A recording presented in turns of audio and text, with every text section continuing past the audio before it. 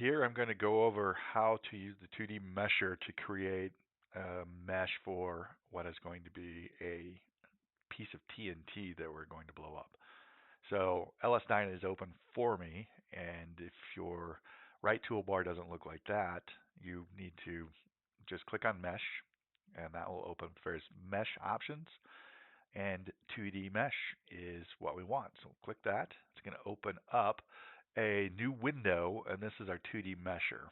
And the options we're going to use here is we're first going to enter in the four corners of our HE using the create delete points. Then we will create delete line. We'll create lines between those points. Then finally we will create the edge. The edge will be the zone boundaries, and then we'll mesh it. So let me click on first the create points, and I'm going to key them in here. Um, and so I'm going to make this, I'm going to start it, I'm going to create a point at 0, 0. That's going to be one of the four corners. So you can see it's been created there. Now I'm going to create another point at, let's just say it's going to be 2 centimeters wide. So it'll be 2.0. So enter in 2.0 there. Oops. Hit create. And let's just say it's going to be 10 centimeters long. So then I'm going to need a point at a y of 10, create, and another point here at x of 0, 10, create. And if I hit ascend here, it's going to be auto center. It's going to zoom this in. Now there's a reason I decided to put it at along the 0, the x equals 0 line. And that's because if I decide at some point in the future that I want to spin this about an axis to have a 2D axis of symmetry and run it 2D cylindrical, I need that to be oriented along the x equals 0 line. If I decide I want to run it Cartesian, it doesn't really matter where it is. So that's why I put it there. Now I'm going to need to join the points using a line here. So here I'm just going to use pick. And I'm going to click that point and that point. It gives me a line. Same thing for the remaining points. I'm just going to click each one. Click here, and now the outer boundary is created. So to generate a mesh, we need to have or I guess I'm going to say they're going to need to be node points along this line, so that it can generate connections. So that's done under edge. So click on that, create. The first thing we've got to do is we've got to create edges. These are just lines, they're not edges. So we can't actually put any nodal points on it. So if I click a point, it turns red, and I can click create. And so I'm going to create 4 here, 2, 3, create, 4, create. And you need to click each line and then click create.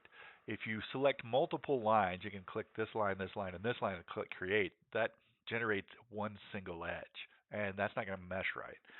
So I want all of these edges to be independent, so each one has to be created separately.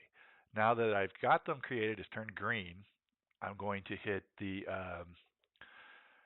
let's go with element size. I will pick an element size, and then it will automatically distribute the points along them. So let's say it was 2 centimeters. Let's say we want a point every 1 millimeter. So we'll make that element size not 0.1. And if I click here, you can see I'm going to get 20 points along that. Well, that may be too many. Let's go with 2. And I'm going to click there again, and now it's 10. So 10 points along this. If I click here, it'll give me 10, and it should give me 50 there and 50 there.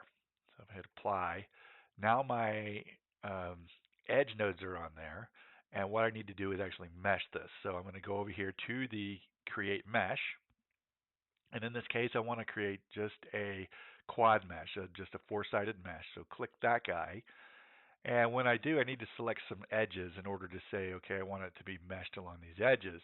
Because everything is evenly defined, 10 on both sides here, 50 on here, I only have to select one edge. If I click it, you can see that is now my mesh for the part. If I click accept, you can see in the background the part has now entered into my main graphical window of LS DYNA, and now I have my meshed HE part. So for this simple geometry, that's all I needed to do. I'm going to hit exit. And if I hold the shift key and scroll with the center mouse button in and out, I can see my part here. I can also go over here to this drop down menu, click on FEM parts, and you see I have one part. It's called part 1, which really doesn't tell us very much, especially as we move forward and add in more and more parts. It's better to have a name to the part than a number. So I'm going to go over here, I'm going to left click it, then right click here and rename. And I'm going to call this is going to be our TNT part, so I'm just going to call it TNT. If I hit enter, you can see now I have my TNT part. I can turn it on and off by clicking the checkbox that's off. You can see there's our lines up there. We can turn these off by turning them off in the drop down here. So I'll turn that back on. And that's all I need to do for the geometry for this problem. The next step will be adding in the keywords necessary to make it actually blow up. So that'll be covered in the next video.